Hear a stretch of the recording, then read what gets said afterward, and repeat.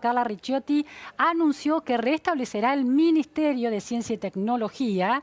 En el día de ayer se supo que el presidente Macri buscará restablecer otro ministerio, el ministerio de, vinculado con el agro.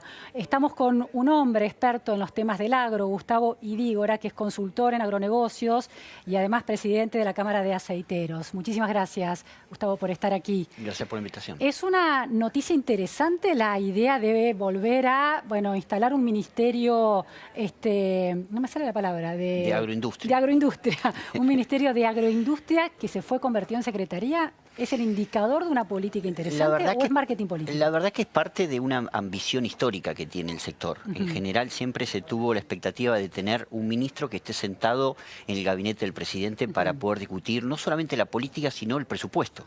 Sí, claro. Es súper importante tener a alguien en esa mesa chica para ver cómo son las asignaciones del presupuesto nacional, cómo se trabaja en logística, en infraestructura, etcétera. Ahora, ¿es muy distinto que sea un secretario a que sea un ministro? Y el secretario no se sienta en esa mesa chica. En segundo lugar, hay un efecto internacional.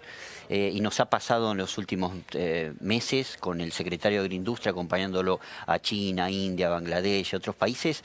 Cuando es secretario te recibe un viceministro. Ajá. Por lo tanto, las definiciones políticas de una apertura de mercado y todo te la tiene que dar un ministro. Claro. Y al tener un rango de ministro, tiene un trato igualitario. Claro, y hay eso, una paridad en la negociación. Exactamente. Eso genera un diálogo más rápido y también mejores resultados para la Argentina. Qué interesante, porque parece simplemente una cuestión burocrática, pero señaló dos cuestiones: que esté presente en la reunión de gabinete, influyendo, y que tenga capacidad de negociación en los viajes internacionales y en la relación con el mundo, ¿no? Sí, así es. Es clave. Ahora, le relaciona este tema del Ministerio de Agroindustria con el Ministerio de Ciencia y Tecnología o la Secretaría de Ciencia y Tecnología, porque uno de los grandes temas de debate en Argentina es si el sector del agro es un sector primario o es un sector que tiene valor agregado. Para usted, y el valor agregado viene también de ese agro en asociación con los desarrollos y las innovaciones del sector científico. Sí, la verdad que... ¿Es un sector primario o es un sector de valor agregado? El agro hoy genera muchísimo empleo. Solo el sector granario, más la industria aceitera que represento, son alrededor de 600.000 personas, empleos directos. La industria aceitera, es decir, las fábricas de aceite de la Argentina, son 25.000 puestos de trabajo que compiten perfectamente con la industria automotriz. Es decir, una sola industria de aceites supera hoy a la cantidad de empleos que tiene el sector automotriz en Argentina. Y ni que hablar en términos de facturación. Esta es una industria que factura en total 30.000 millones de dólares por año y es la industria que representa el 50% del total de las exportaciones argentinas. Ahora, que genere empleo y haya 600.000 personas contratadas, ¿es un indicador de que tiene valor agregado? Porque puede ser empleo de baja calidad profesional, por ejemplo, sí, de bajos requerimientos. Hay una dicotomía social sobre el tema de campo e industria y agregado valor y empleo, etcétera. Sí. Y la verdad que hay dos indicadores para compartirte. El primero es que las AgTech, las tecnológicas, hoy en Argentina, las AgTech a nivel internacional, Argentina es el tercer país del mundo que está generando más emprendimientos. Son todos urbanos. Tecnológicos en el sector del agro. Son todos urbanos, son todos chicos, millennial, que están desarrollando prestaciones de servicios tecnológicos, digitales y todo para el agro. Para el proceso, para la logística. Para logística, para reducir costos, para contratar camiones, para distintos temas. ¿Y por qué? Argentina tercero. Argentina el tercero del mundo. Está generando un clúster tecnológico fenomenal. Se necesita un Ministerio de Ciencia y Tecnología, se necesita seguramente una política nacional de ciencia y tecnología muy fuerte, porque recordemos que el CONICET hoy le ha dado a la Argentina más del 50% de los productos que usamos como insumos agroquímicos y químicos en el campo surgen de la investigación pública. Así que necesitamos seguir trabajando sobre eso, necesitamos apalancar con estrategias de partenariado con el empresariado argentino. ¿Hay alguna resistencia por parte del campo científico a esa relacionamiento con el agro? Digo, a partir de la crítica de cierto sector del campo científico a los transgénicos o al uso de ciertos pesticidas, y por supuesto hay un sector que desarrolla transgénicos, ¿no? Eso está claro. Sí, es una muy buena pregunta. La verdad que hay a nivel social y a nivel de algunos centros de investigación del CONICET hay un rechazo. porque se piensa que trabajar para el campo es justamente trabajar para aquellos que deterioran las condiciones ambientales, sociales, etcétera. Cuando uno profundiza un poco, se encuentra con un universo de investigadores serios que lo que hacen es desarrollar más oportunidades de empleo en Argentina, y la mayoría se dedica al agro. Claro. Y con respecto al empleo, te quiero contar una sola cosa. El sector aceitero paga como mínimo 45.000 pesos de entrada para un profesional recién recibido.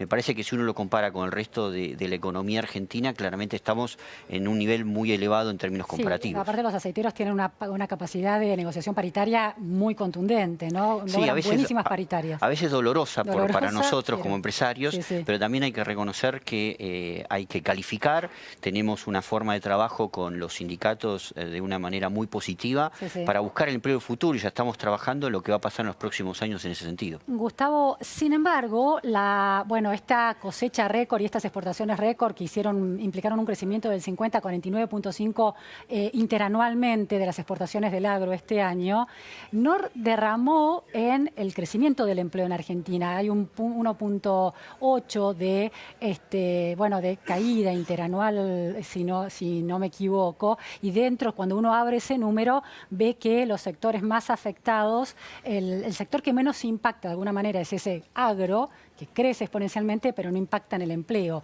Y el comercio, por ejemplo, que está fuertemente afectado por la recesión, no termina y es el que genera empleo, no termina de activarse. Entonces, genera empleo, pero no tanto. A ver, es absolutamente cierto que cuando hay una gran cosecha lo que hay es un gran volumen para exportar.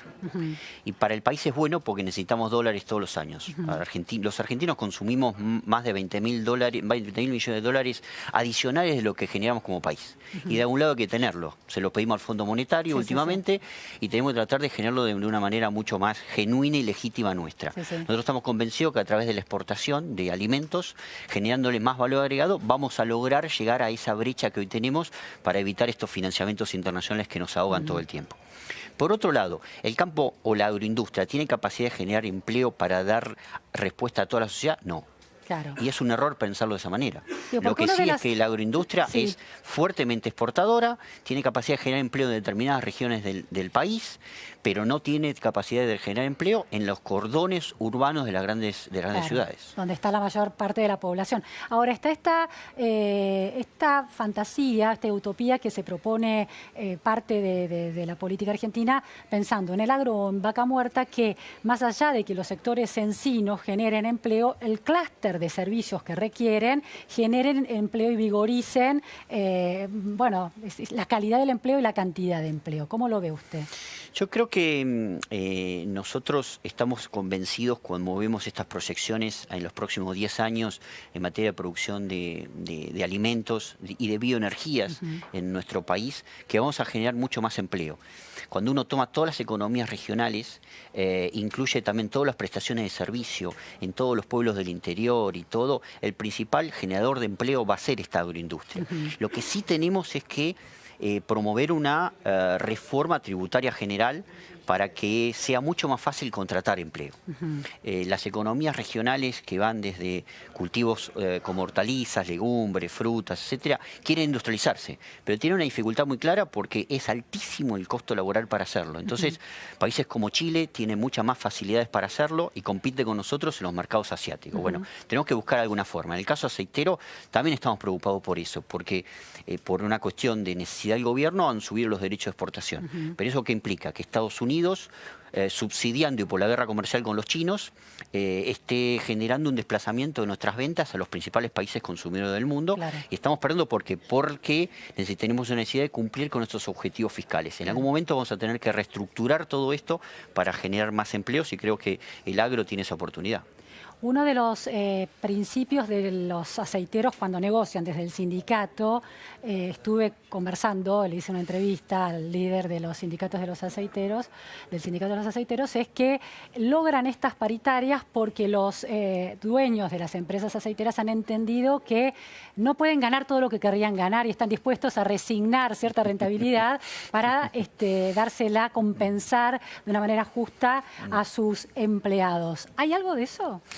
Hay una sinergia natural entre sindicato e industria. Para nosotros, los empleados son la clave estratégica de la industria, porque estamos creciendo tecnológicamente todos los años.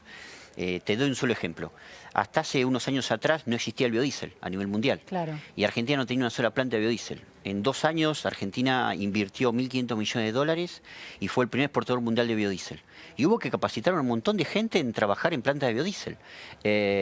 Y para nosotros por eso es importante tener este diálogo inteligente con el gremio para ir llevando de la mano con ellos. No son fáciles porque negociaciones paritarias, de hecho ahora estamos justamente en estos días retomando la negociación salarial, no es fácil porque ellos vienen con una pretensión que a veces uno está muy lejos de poder brindársela, pero tratamos de ir siempre de la mano porque es indispensable que el componente laboral sea parte de la competitividad exportadora.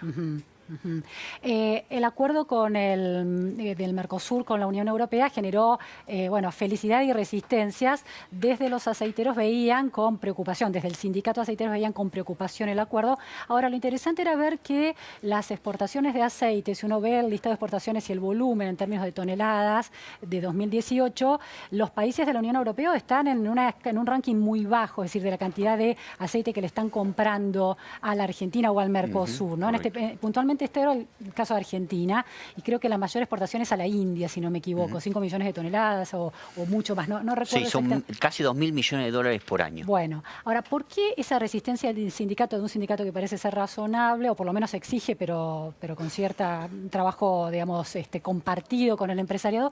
¿Por qué esa resistencia a pensar en un mercado que todavía es chico y que se puede abrir y ser mayor comprador todavía? Sí, a veces se parte de cierto desconocimiento. Justamente el otro día tuvimos una reunión con el sindicato para darle nuestra visión de lo que era el acuerdo de Unión Europea-Mercosur. Primero, es un acuerdo que es un acuerdo a largo plazo. Es la primera vez en la historia, si se quiere, que sabemos qué va a pasar en el 2030 en nuestro país. Claro, interesante. Y eso es muy importante. En segundo lugar, Europa es muy proteccionista. Claro. Europa quiere comprar materias primas. Si pudiera comprarnos la soja sin procesar, lo haría. Entonces, ¿qué hace? Lo que hace es subir los derechos de importación cuanto más nivel de procesamiento se le quiere exportar. Claro. Entonces, la harina de soja cobran 0. Entonces son los grandes compradores mundiales y nosotros somos el primer exportador mundial a ellos, abastecedor a ellos.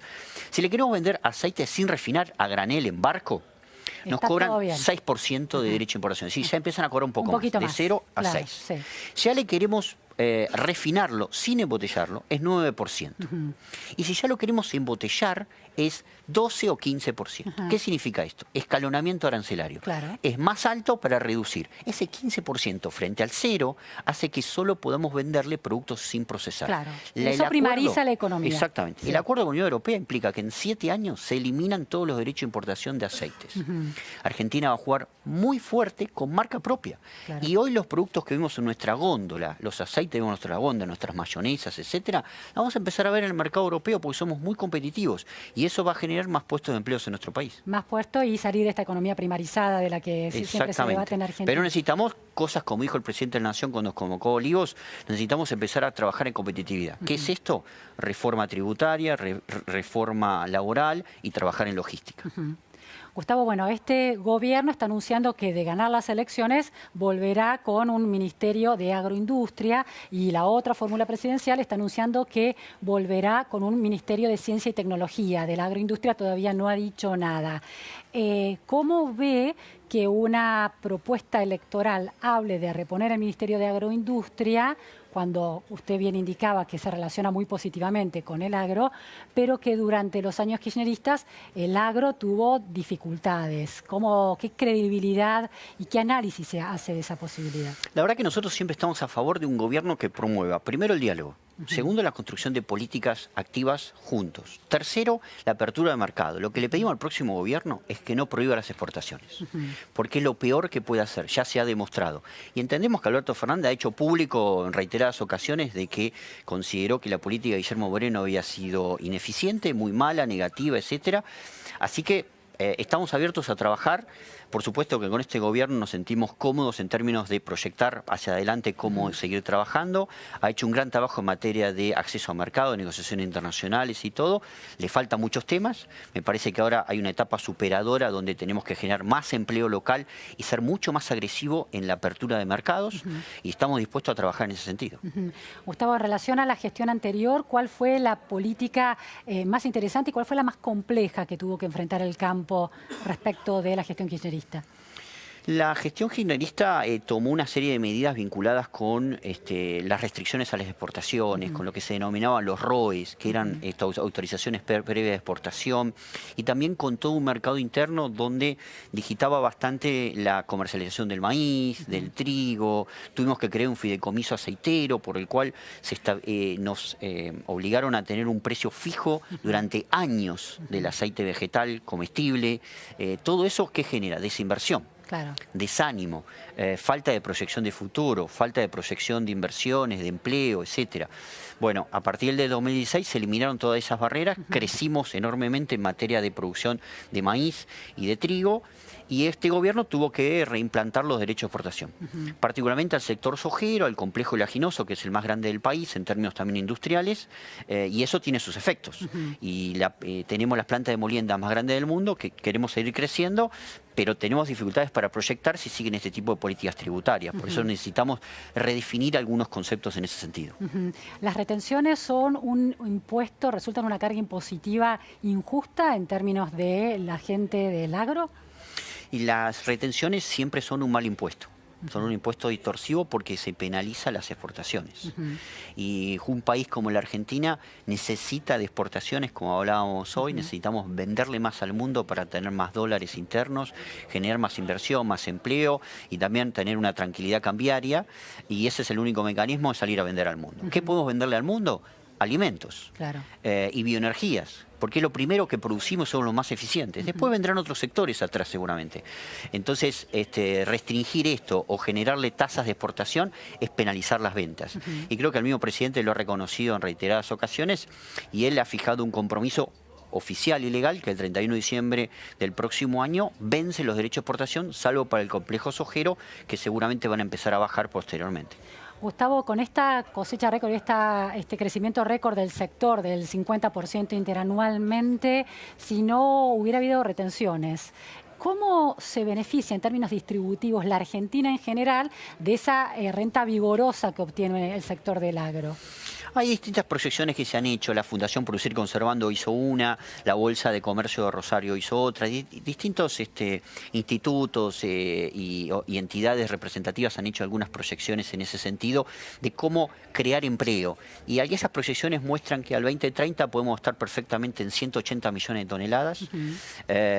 Y podemos generar un crecimiento de empleo alrededor del 30% del empleo actual que tiene el agro. Si a eso le sumáramos las economías regionales, que no hay tantos estudios que le están midiendo, con eso estoy hablando del sector vitivinícola, por ejemplo, el sector de frutas, de hortalizas, que para exportar a Europa ahora van a tener arancel cero rápidamente y seguramente van a crecer muy rápido. Hoy las economías regionales están libres, ¿no?, de retención. Hoy tienen la retención de 3 pesos, es decir, un 8% más o menos sobre el total de lo que venden. Si eso se elimina en el 2020, en diciembre del 2020, y además hay un acceso rápido al mercado europeo, y detrás de eso viene Canadá, EFTA, Singapur y otros acuerdos. Nosotros, por ejemplo, queremos promover el acuerdo con India, 1.300 millones de habitantes que necesitan consumir alimentos.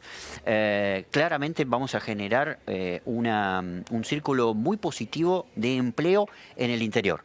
Hay que ver cómo se trabaja con el resto de los sectores, sobre todo los sectores conurbanos, para ver de qué manera se busca otras fuentes de empleo y de ingresos. Gustavo, la última pregunta, otro debate es mercado interno versus mercado externo. ¿El crecimiento en el mercado externo descuida el mercado interno e encarece los precios en el mercado interno? Esa es una buena pregunta, porque pareciera que nosotros como empresarios tenemos la visión de que vamos a producir lo mismo y vamos a dedicarle más a la exportación. Y es un grave error. Cualquier empresario lo que dice es: yo tengo más demanda, voy a producir más. La ampliando mi mercado, de alguna manera. Amplío mi mercado. La exportación es la mejor condición para tener más producto en el mercado interno, porque además mejora calidad. ¿Por qué? Por los compradores, supongamos los europeos, son muy exigentes. Pagan más, pero piden más calidad. Piden más inocuidad, piden más tecnología, Claro. más trazabilidad y todo. Es lo mismo que van a tener el consumidor argentino. Claro. Entonces, hay que convencernos de que tenemos que tener una cultura exportadora para mejorar nuestro consumo doméstico. Muy interesante, Gustavo. Muchísimas gracias. Gracias por la invitación. Nos vamos a un corte en la Repregunta Noticias a Fondo y enseguida volvemos. No se vayan.